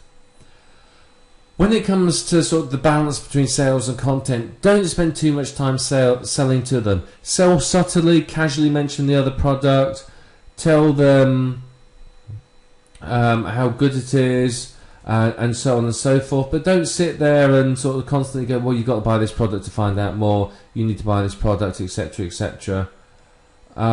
Because people aren't going to do it. People are going to get annoyed. People don't like to... people don't like to be sold to. So sure, have a call to action right at the end. That's fine. That's not a problem at all. But do not sit and spend ages and ages trying to sell to them. Educate them as to why they need it and why it's going to help them. But do not spend all that time trying to sell. It's not going to work. It really, really isn't. So think about the balance of sales and information. Think about, if I was someone who'd come along to this webinar, would I be happy with this level of information or, this level of sales? If I paid for the webinar, how would I feel if I was sold to this much? Would I be annoyed with the level of selling? So you do have to think about your listeners and what they want. If you're going to set up a pitch fest, you are going to lose people. People have come for information. So if you are there constantly trying to sell, they're going to start leaving the webinar, basically. You're going to lose them, and you don't want to do that. So avoid a pitch fest. I mean, by all means, you can say to them up front, I've heard this on a few times, we're all adults here, I'm selling you a product, but I'm going to show you how it all works up front, and then the product will give you even more information on how it's done. So, doing something like that. But you've got to get the balance right, because if you don't, you're not going to profit. You might make some money, but you're not going to make as much as perhaps you could. So it's very, very important for you to carefully think about this balance. Get this balance right, and you can see a good increase in your profit. So really, really think about it. But give them good content, balance the sales versus content, and your webinar is going to go great. It's going to go fantastically, and people will love it. And once you've done one, you can do many, many more, and people will love the webinars. Webinars are fantastic. And I think what you'll find is once you run one or two, you'll realize what a great source of communication with an audience they are, and the sheer potential available for you from them. So really, really spend some time thinking about the content, and make sure the content is really top-notch. Top-notch content is going to help you to make more sales. So let's give you some tips now to sort of help you make the most from your webinar. Well, webinars are useful for a number of different things, really. They're great if you're going to do some product launches, or you're promoting affiliate products, and so on and so forth. They're really, really useful for that. They're a great way of sort of educating people pretty much as to why they need the product. So if you're planning on sort of dominating a physical launch or something like that, then by all means, consider a webinar. It could do you an awful lot of good. Now, one way of doing this is to get the person who created the product to come in on the webinar and answer questions and or teach. This works very, very effectively. People don't mind. Product creators are always looking for ways to promote their products. And let's face it, if you're going to make the time and effort to create a webinar, they're going to be more than happy to turn up to promote their product. You might struggle a little with, super gurus, but most people will be more than happy to help out and come along and join in, because of course they're going to profit from it as well, because they're going to make the sales. You're doing all the work, they turn up, talk for a little while about how great they are, and voila, they get money in their pocket. So no one in their right mind, to be perfectly frank with you, is going to turn that down. So it's a very, very good technique, and as I said, most people will be more than happy to come and turn up and give you information and help. They will usually as well help you with determining what questions to answer, how to run it, and so on. They'll help you with the content side of it. Don't expect them to do it all for you, but they will often help. And what you can usually find is they will often promote it by emailing their list as well. So you can often find that they will send your webinar details out to their list, which of course is going to be great for you. It's going to help you get more people on the webinar yourself. This method with webinars is actually very, very, very effective. It's a great way, particularly if you're not really a known name. If you're not someone that everyone goes, oh god, yeah, that person is an expert in the niche. Something like this is a great way of getting your name known. Basically, it really, really is. I can strongly recommend that you do this. It's very effective, and it's going to help you make more sales and obviously profit more, which of course is not a bad thing. You can then sort of run it with the experts, and it's going to build your name and list. If somebody is running a seminar with a big name guru, people are going to start instantly associating you with that person. In their mind, if I'm interviewing somebody big in internet marketing, think of one of the super gurus. If I'm interviewing one of them, of course everyone that listens to the interview is going to be very impressed and think that I'm on a par with that person. So of course it's going to help your reputation absolutely no end at all. But if you're going to do this, you need to make sure that you have a relevant and interesting webinar planned. You've got to make sure you've got good quality information. You've got to make sure that it's something that is going to interest people. There's no good you running a webinar and it ends up being boring and tedious because people just aren't going to want to turn up. So, make sure it's interesting, make sure it's exciting, make sure it's something that the people really want to hear, that they sit there and go, oh man, this is fantastic, I can't believe they're sharing all this information with us. That sort of effect is going to really, really make your webinar so much easier to sell. Now, particularly if you're interviewing somebody, what you need to do is think about, well, if I was listening to this person, what questions would I have for them? And that's going to help you determine really how to run your webinar. Think about that. I mean, one thing you can do that, as I said, is highly effective, is ask your list or the people that you're attending to give you questions to ask these people. That's going to work. It's going to work very, very well. Because, of course, they're going to be really excited at a chance to, put their name on something, if you like. They've got an opportunity to participate and effectively ask a question of some sort of, what's considered a big name person in the niche. So it's a very, very good way of doing it. And what I found is people really, really appreciate it. They very, very much like it. So, just get in the mindset of your listeners and understand what do they want to know and ask those sort of questions. It's going to help you significantly as well in selling it, because of course, if you can say, well, one of the sales points could be it's the sort of question you would ask this person, it's going to help them a lot. Now remember, it's just common courtesy when you're doing something like this to make sure that the person you're interviewing has a list of questions beforehand. You don't want to surprise them. They want time to prepare so that they look nice and professional as well. They don't want to turn up and be sort of going, well, I don't really know because I haven't really had a chance to think about that. You want them to be able to be very, very professional. And it works both ways because, of course, if you are, acting like this with them and you're giving them that, then they're going to be much more, shall we say, helpful towards you. Whereas if they feel that you're going to do them over with some surprise questions, then you're going to likely find that they're not going to be so helpful towards you. So it's building your reputation as someone who's great to do webinars with, because of course you get one of them to do a webinar and then you think, well, great, I want to do one with another big name person.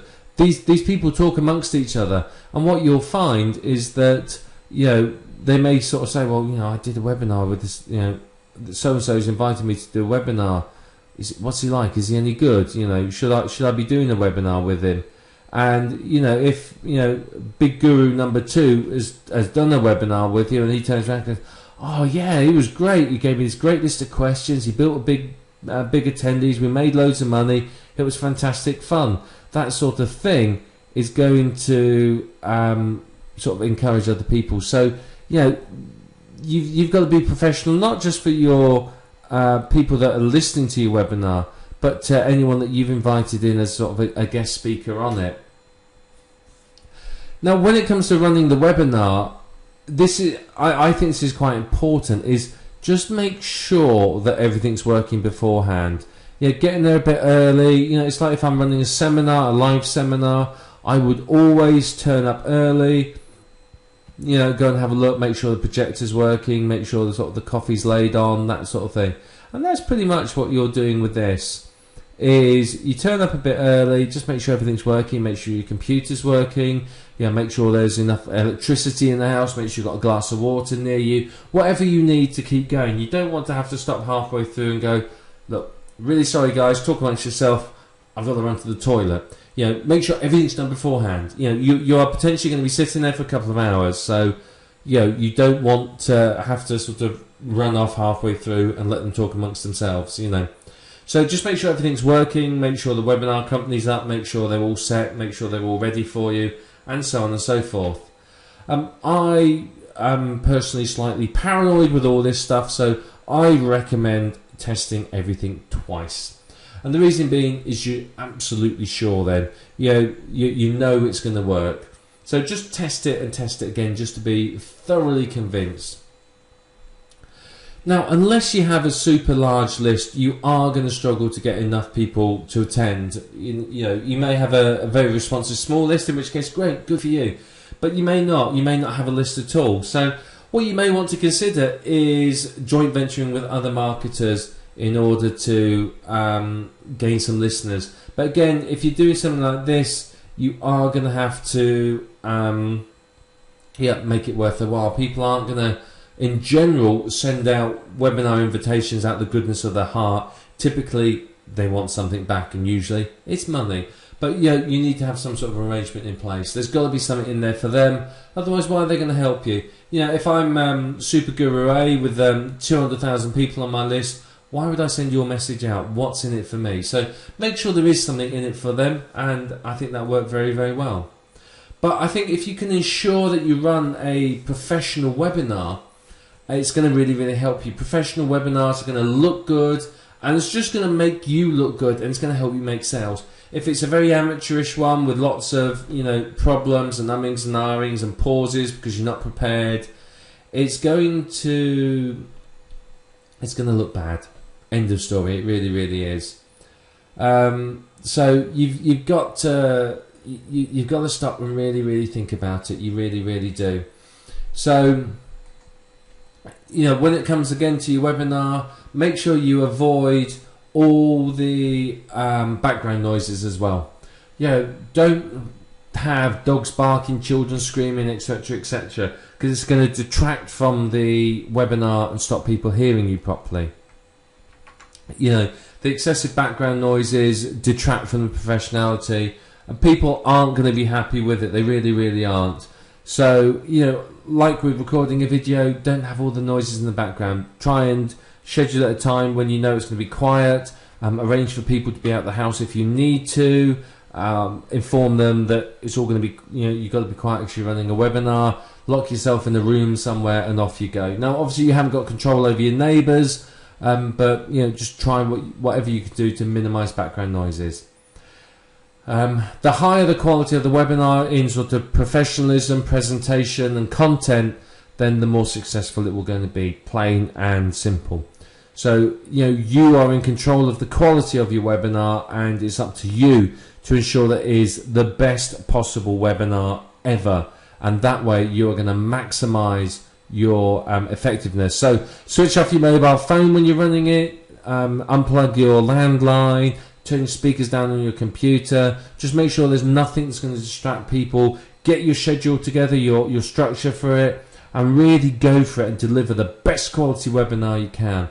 And that way you're going to maximize your income from the webinar itself. You're going to do very well with it. Okay, so let's talk now a little bit about how you can take your webinars and either turn them into products or create products from them. Slightly different concepts, but I think very important for you to fully understand them. Now, you can take a webinar that you're running and turn it into a product. That is quite acceptable as something to do. So, a webinar can become a product for you if you want it to. So, it could become something that you're going to give away as a list builder. It could be something that you're going to use as a bonus to another product, or it could be a complete product itself. In fact, the webinar may end up actually being the product. So that's entirely plausible for it to happen that way. So your product could be a set of webinars. It's effectively an online training course. It's like me going to night school to learn how to juggle. I could do it on a series of webinars, for example. So huge potential here. There really, really is. So webinars are a great way of delivering content. If you think about it, if I want to run the seminar offline, it's it's terrible trouble. I've got to make sure that there's enough people in the area I'm running it for them to want to come along. You know, I can't run a webinar in the area where I live, because I live in a village with 650 houses. There's not enough people in this village to fill a webinar on internet marketing. But I'd have to go and run it in a big city where there's plenty of people can get to it easily, and so on and so forth. So, you know, webinars are a great way of appealing to a huge audience. Instead of me having to, you know, hire a room, pay for all that, which is quite expensive, then obviously, you know, advertise, get people in, and have people have to travel all the way to my seminar. I could do a webinar. People can do it from the comfort of their home at a time that's convenient for them. So webinars are very, very, very effective. If you want to build on it by adding some extra videos and books, then you can create a really, really great product. You really, really can. Combine sort of webinars and videos and books, and you have pretty much what I consider a perfect product. It really, really is. It's very high quality, very interesting, very useful to people. It really, really is. You know, because what you can do is you can use the videos and the books to build on the information in the webinars, and it's perfectly acceptable. Great way of doing it. Now, if you are creating a product from webinars, you're going to have an overall structure. So if I'm running a series of 6 webinars on the subject, I'm going to have to make sure that the set of webinars, you know, flows logically and makes sense. It's going to have to make sure that, you know, it flows through and people can follow it. I don't want it to be a case of people turn up to the webinar and they don't really follow it. You've got to make sure that it's got that structure all the way through. You know, so outline the content in your webinar series. You're going to have to do this anyway, because you're going to have to sell it. So people need to know what's going to happen throughout the webinar in order for you to actually sell it to them. But you're going to have to be flexible with the whole webinar thing, because you know, after the first week you may realise that, well, actually people didn't understand this, or you may think, well, you know, we had a lot of questions about this subject, so let's add this into later webinars. So you're going to have to think about that, be flexible, and adapt your structure and your webinar series according to the needs of your listeners. You may even end up adding an extra webinar in to address issues you hadn't thought of, which is fair enough. And all that would be is an unadvertised bonus or something similar to that. I would recommend that you provide recordings of the webinar, particularly if it's a training series, so that they can listen to it offline. Not everyone can turn up, and that would put people off. But if you advertise the fact that, you know, the recordings of the webinars will be available, people who say, well, I can't make that time of night or that time of day for a webinar, are more likely to buy, because they're going to realise that, well, it doesn't matter if I can't actually make the webinar, I can, you know, listen to it later. And you can even say that if you have questions and you can't attend the webinar, email you the questions and take it from there. So lots of potential. One thing you can do again, you know, with this whole webinar product, is use books and videos to sort of build on the information and get everyone up to speed, basically. So, you know, you can have in the sort of, say, the members area a set of basics training information and say to everyone, this is the stuff you need to know before you start the webinar. Here's the training materials. And that way, when you start the webinars, you're not going to be sitting there and having to explain to people, you know, how to upload a web page or, you know, use the browser. So having that sort of basic level of information there is going to help get people all to the same level. But this is this sort of series is a great way of running a high value product. I mean, people love training courses, and webinars like this sort of series of training is going to be high value for a lot of people. It's really, really going to help them to get a lot from it, basically. So, you know, as I said, webinars can be products, or webinars can become products. So it's entirely up to you how you're going to run it, but certainly consider it. Think about sort of the ways that you're going to use the webinar. Always get the recording of the webinar. You never ever know when you're going to come up with that sort of one gem of information that changes people's lives or makes your reputation. So always record your webinars and keep the recordings. And whether you use them as products or use them as bonuses or whatever, that is up to you entirely. But make sure you record them all. But webinars are very good products and can be very good products at the same time. So we've gone through a lot of information in this program, and I'm hoping you got a really good understanding of webinars are, what they are, how they work, and so on and so forth. So webinars are basically online training seminars. They've pretty much replaced telephone conferences as the best way of live communication with a group of people. They're much more interactive. They allow people to ask questions, for you to take polls, for you to show video to people. And in a telephone conference, you may in the past you'd have sent out a PowerPoint, and you had to constantly say, right, we're on to the next slide, and people would be saying, sorry, which slide are we on? I don't know where we are.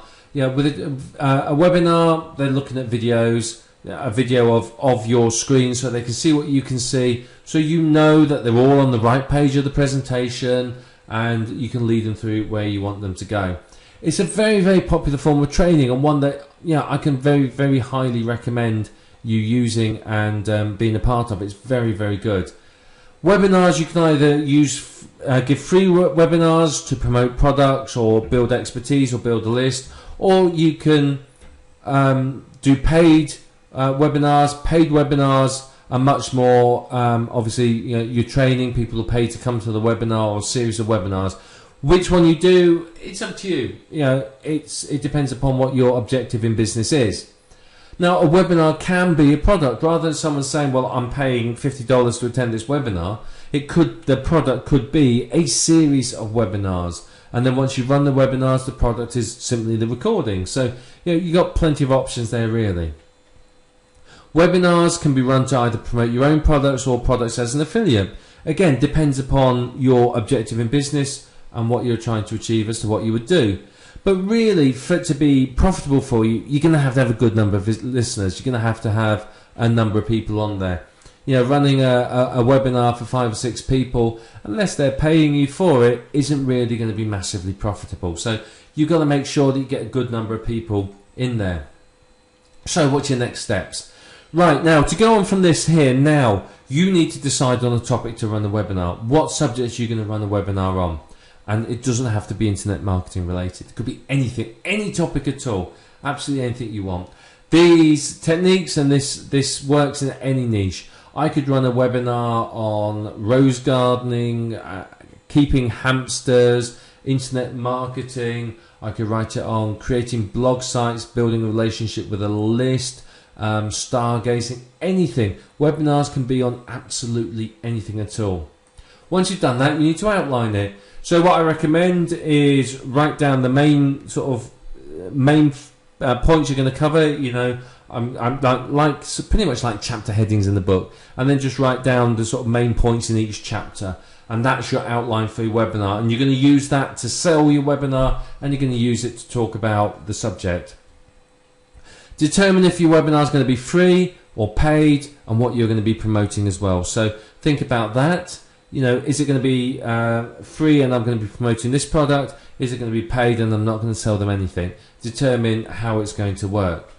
Set up the webinar with a webinar company and then start promoting it. Start promoting it, getting people through the door and signing up. You want them as many people as you can. Then remind your attendees about the webinar. Remind them a few times, but when you remind them, don't just say, oh, it's my webinar. Give them some valuable information and more reasons to attend. By the time you finish reminding them, you want them to be, rabidly interested in attending your webinar because, frankly, they couldn't survive without it. You want them that interested in it. Make sure your webinars run professionally. Follow the tips that we've given you. Make sure that it's well ordered, well structured, it all works. Make sure that you're in a good area, it's quiet, there's no background noises.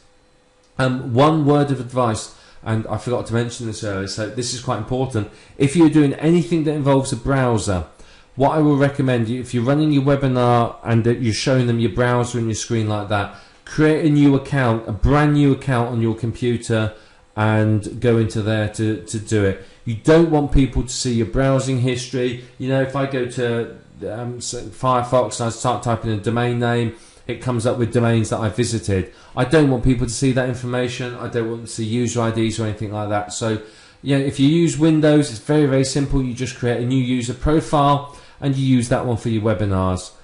Once you've done it, you run your webinar, you can delete the profile and all the information's gone. And that way you've got a completely clean install. People aren't going to see everything on your desktop. They're not going to see stuff you've been browsing through. So, that adds to the professionalism. And of course, once you've done it, reap the benefits, as many of them. And then just keep repeating it. You can either run the same webinar a few times or run different webinars or set up a series. But whatever you choose to do, just do it. Just take action, make it happen. Webinars are seriously popular, and you can use these to really make some very good money, and you can get a lot of people signed up to them, and people love them. People love webinars at the moment. I'm sure you've attended some yourself. So, you have all the information now. Here's a step-by-step action plan on what you need to do. So off you go, take the action and make it happen. You can do this and you can profit from webinars. Whether you profit financially or from establishing yourself as an expert in a niche is up to you. It depends upon your business objective. However, you can do it. Webinars don't require any special skills or knowledge, and you have all the knowledge you need now. So, start running your webinars and start profiting from them. There's a world of opportunity out there just waiting for you to grasp it. How would you like top social media marketers, video marketers, bloggers, website owners, e-com store owners, and other online business owners in your niche working to help you get more leads, sales, and profits? What if you had the option to get laser targeted traffic and top shelf backlinks from a massive network of authority blogs spanning any niche you choose? Or the ability to upload videos and content with your website, affiliate, or product links onto hundreds of active YouTube accounts, and even sharing your content on thousands of real social media accounts on Facebook, Twitter, Pinterest, LinkedIn, and Reddit. Yes, you can absolutely make your content go viral, having multiple people sharing it on multiple social media accounts with just a click of a button. Better yet, all the traffic you're gonna get is real. No bot-driven traffic, no fake names and email addresses, no crossing fingers and hope that it's gonna be shared, or holding your breath while you wait for a software to deliver what was promised. Just real shares, complete posts, and tons of traffic directed to wherever you want them to go. Can you even start to imagine what you'll do with all of that traffic? Now, of course, you might want to know, why would highly successful people want to voluntarily help you get more traffic, sales, and profits? And to understand that, you first need to understand the power of community. And when it comes to online community, there is nothing more unstoppable. After all, isn't that the basic science of anything going viral?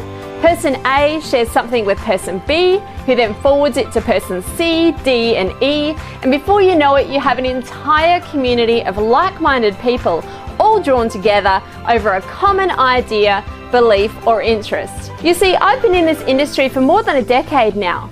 I've sold products to over 150,000 members, and just last year alone, I sold more than $1 million worth of products. And believe me, there's no way I could have had nearly as much success if I hadn't relied on the power of community. Partnering with people to share my content and send me traffic has been invaluable. But how do you get the big boys to share your content when you're a total newbie? Or if your store is brand new? Or you're just trying to get your startup off the ground?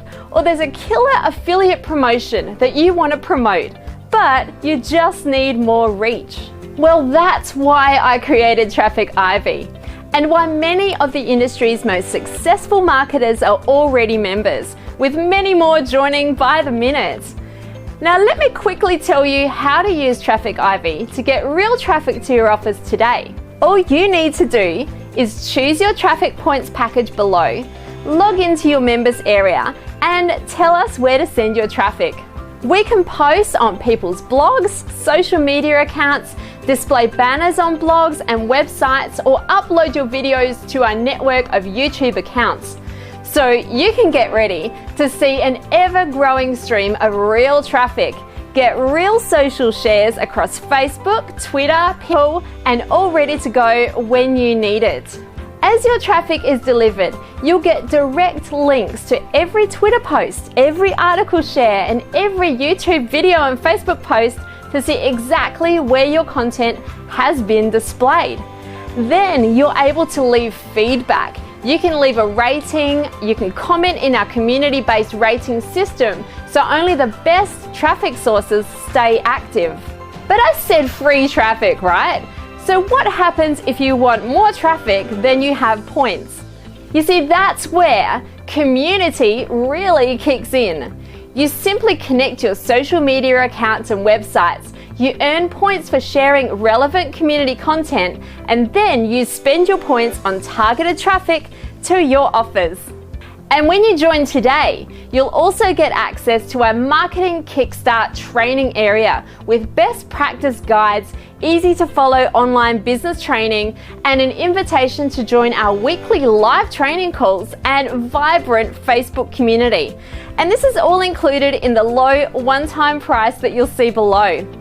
The controls to the game-changing software platform are in your hands. So scroll down now if you want to learn more, and then click the button to create your membership and start getting your content shared moments from now.